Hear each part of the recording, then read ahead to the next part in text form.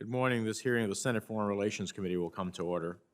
We are here today to consider four important nominations. Ms. Paloma Adams Allen to be a Deputy Administrator for Management and Resources at the Agency for International Development, Dr. Karen Donfried to be Assistant Secretary of State for Europe and Eurasian Affairs, Ambassador Mary Catherine Phee to be Assistant Secretary of State for African Affairs, and Ms. Anne A. Witkowsky to be Assistant Secretary of State for Conflict and Stabilization Operations.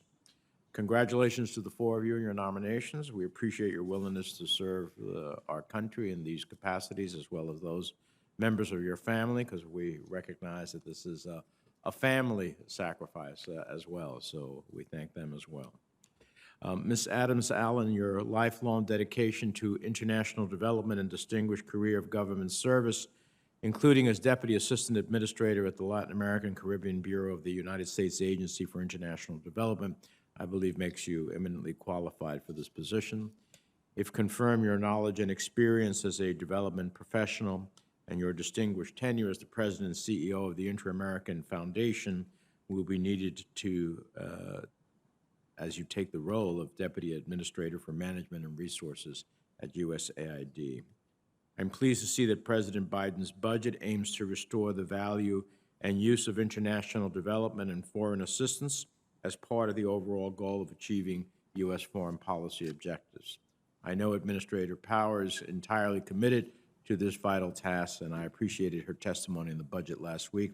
I have no doubt you'll share that commitment. Dr. Donfried, your nomination is a testament to the Biden administration's effort to rebuild the transatlantic relationship, which I believe was significantly damaged during the last administration.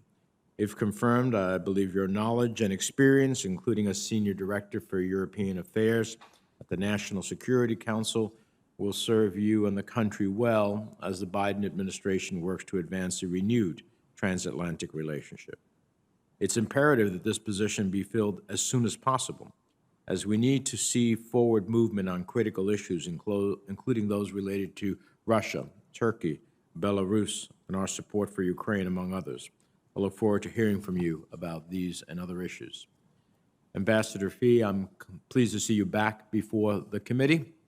The position you're nominated for to be the Assistant Secretary of State for African Affairs comes at a critical time for Africa, a continent with enormous promise and challenges.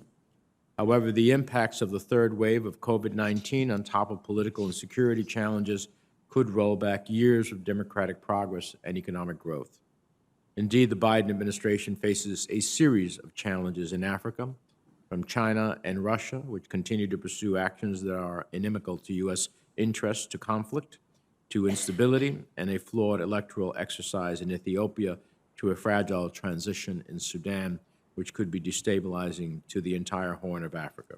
These are just a few among the many challenges facing Africa and U.S. interests there. In short, the challenges in the region are pressing and vast. I know that you're well equipped, based on your experience, to carry on and meet those challenges, and trust that if confirmed, you will do so with skill and commitment. Ms. Witkowsky, your knowledge and experience, including as a Deputy Assistant Secretary of Defense for Stability and Humanitarian Affairs, will be critical if you are confirmed to be the next Assistant Secretary of State for Conflict and Stabilization Operations. Indeed, your commitment and expertise with many of today's complex conflicts, from Burma, Venezuela, Ethiopia, the Sahel, Yemen, to Afghanistan, will be needed as CSO develops long-range strategic policies and plans in order to address ongoing conflicts as well as to prevent future ones. I look forward to hearing from you about how you'll approach this task. In closing, while the four of you have a series of challenges ahead, I'm confident that your commitment and experience will serve you well as you take on these new responsibilities upon confirmation. I look forward to your testimonies, and now I turn to the ranking member for his opening remarks.